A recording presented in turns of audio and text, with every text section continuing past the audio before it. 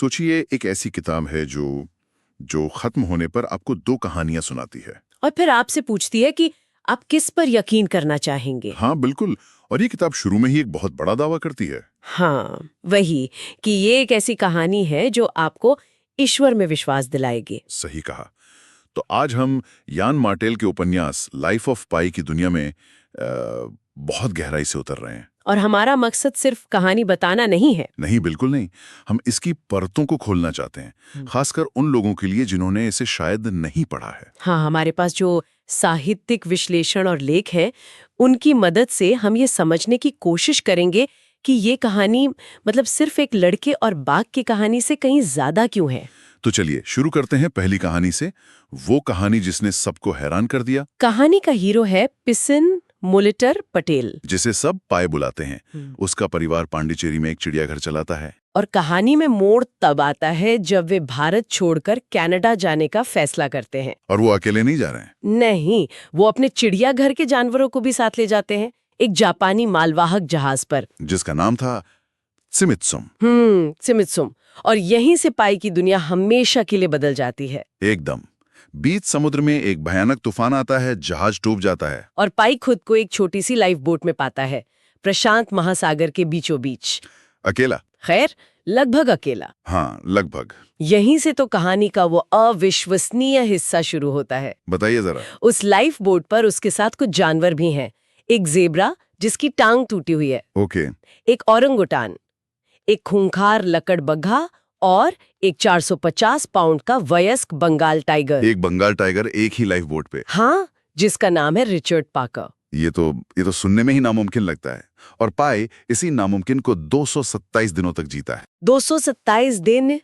ये सिर्फ बचने की कहानी नहीं है, ये एक ऐसी यात्रा है जो हकीकत की सीमाओं को ही धुंधला कर देती है। अपने हकीकत की सीमाएं का ये बहुत जरूरी पॉइंट है। बिल्कुल। लेखक यहाँ जादुई यथार्थवाद का इस्तेमाल करते हैं। कहानी में ऐसी घटनाएं होती हैं जो सच नहीं हो सकती, जैसे वो मांसाहारी द्वीप। हाँ, या फिर समुद्र के बीच एक और नेत्रहीन आदमी से मिलना। ये चीजें जानबूझकर डाली गई हैं। ताकि पढ़ने वाला खुद से सवाल पूछे, क्या मैं इस पर यकीन करूं? एग्जैक्टली। ये कहानी आपके विश्वास की परीक्षा लेती है। और 227 दिनों बाद पाई आखिरकार मेक्सिको पहुंच जाता है। उसे बचा लिया जाता है। लेकिन रिचर्ड पाकर, वो बाघ, वो बिना पीछे मुड़े जंगल में गायब हो जाता है। हाँ, और अब कहानी का दूसरा हिस्सा शुरू होता है। हाँ, जापानी मंत्रालय के अधिकारी आते हैं। वो जानना चाहते हैं कि जहाज डूबा कैसे। और जब पाई उन्हें जानवरों वाली कहानी सुनाता है तो वो यकीन नहीं करते। उन्हें मजाक लगता है। वो कहते हैं हमें कहानियां नहीं, तथ्य चाहिए। हाँ, उन्हें एक ऐसी सच्चाई चाहिए थी जिसमें कोई कल्पना ना हो, कोई स्वाद ना हो। लेखक ने एक शानदार शब्द इस्तेमाल किया है, ड्राई यीस्टलेस फैक्चुअलिटी। वाह। मतलब बिना खमीर की रोटी जैसी सच्चाई, बेजान। तब पाई कहता है ठीक है, और वो उन्हें एक दूसरी कहानी सुनाता है। एक ऐसी कहानी जिसमें जानवर नहीं है, लेकिन जो पहली कहानी से कहीं कहीं ज्यादा भयानक है। इस दूसरी कहानी में लाइफ बोट पर 4 इंसान बचते हैं। पाई, उसकी माँ, एक नाविक जिसकी टांग टूटी है, और जहाज का रसोइया। ओके। और ये रसोइया बहुत क्रूर निकलता है। वो पहले नाविक को मारता है, फिर पाई की माँ की भी हत्या कर देता है। एक मिनट। और जिंदा रहने के लिए वो उन्हें खा जाता है। नहीं। और अंत में पाई उस रसोइये को मार डालता है। ये तो बहुत ही ज्यादा डरावना है।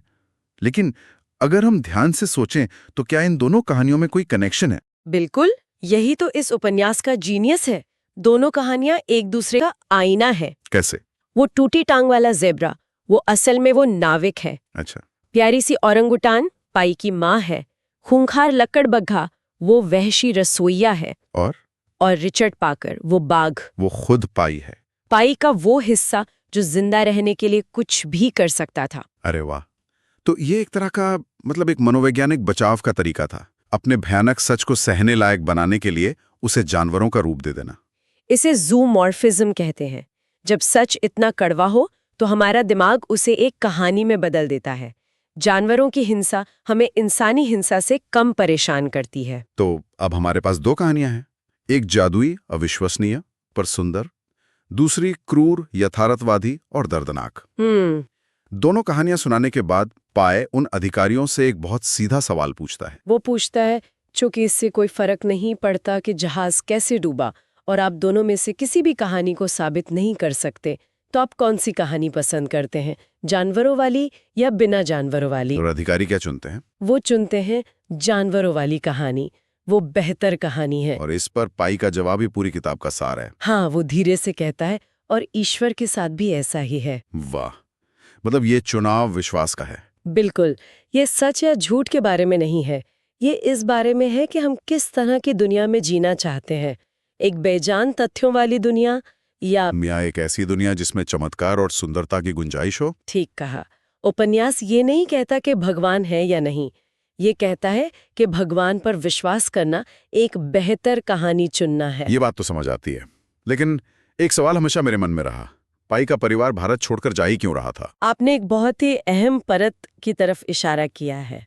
कुछ विश्लेषक इसे उत्तर उपनिवेशवाद यानी पोस्ट कॉलोनियलिज्म के नजरिए से देखते हैं। अच्छा, वो कैसे?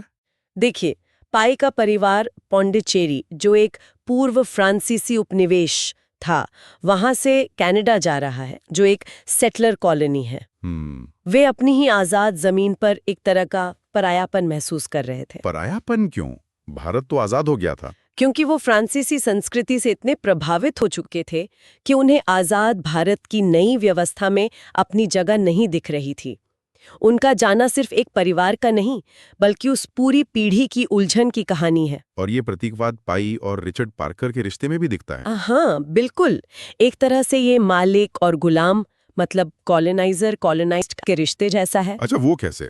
पाई को बाग चाहिए ताकि वो अकेला ना रहे, पर साथ ही वो नाव पर अपना प्रभुत्व भी स्थापित करता है, उसे वश में करता है। और अंत में जब वो किनारे पर पहुंचते हैं तो बाग बिना अलविदा कहे चला जाता है। और यही सबसे दर्दनाक प्रतीक है। ये उस अनसुलझे रिश्ते को दिखाता है जो कभी ठीक से खत्म नहीं होता, बस एक खालीपन रह जाता है। ये तो एक बिल्कुल नया दृष्टिकोण है।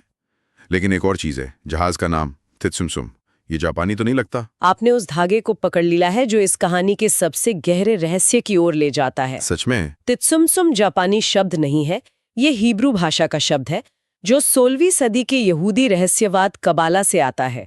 एक मिनट, तो जहाज का नाम ही पूरी किताब के दर्शन की चाबी है? इसका मतलब क्या है? तित्सुमसुम का मतलब है दैवीय संकुचन। मतलब ये वो विचार है कि दुनिया बनाने के लिए सर्वव्यापी ईश्वर को खुद को सिकोड़ना पड़ा, पीछे हटना पड़ा, ताकि बाकी चीजों के लिए जगह बन सके। ओके, ये तो बहुत गहरा है। अब इसकी 2 व्याख्याएं हैं और वो पाई की 2 कहानियों से जुड़ती हैं।